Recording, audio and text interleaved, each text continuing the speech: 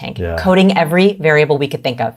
Entrance, first impression, verbal, eye contact, smiling, interactivity, math deal. I mean, we were looking at everything. Holy cow. Okay. One of the biggest differences between the least successful pitches and the most successful pitches was what you just did. Hands. Right. So when you walk down that Shark Tank hallway, that is beautiful, right? That's exactly what we're talking about, space, right? Public to personal to social to intimate. So it's a nice warm up. The best pitchers, when they were all the way in the public zone, signaled, "Hey, sharks." No way. And they'd walk into the room, they'd take their place on the carpet, and they'd go, "Good morning, sharks." Or, "Hey, Kevin.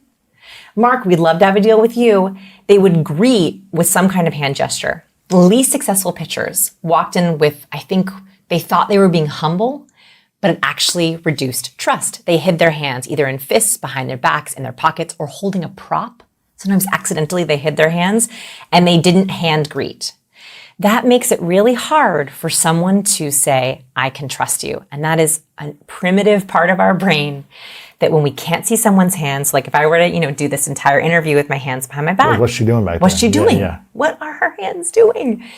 And what's interesting is Susan Goldwyn Meadow researches gesture. She spent her entire academic career researching gesture.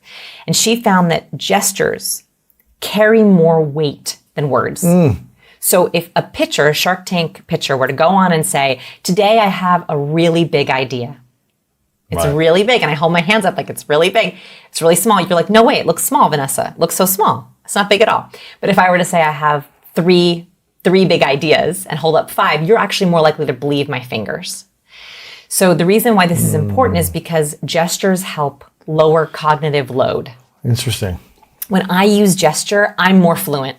I'm able to be more competent. I'm able to underline my words. I'm able to say, "This is a really important point. Can I give it to you?" Hand gestures, body gestures, facial gestures, hair gestures. Hand gestures. Hand gestures specifically. Are key. They are like our body language highlighter.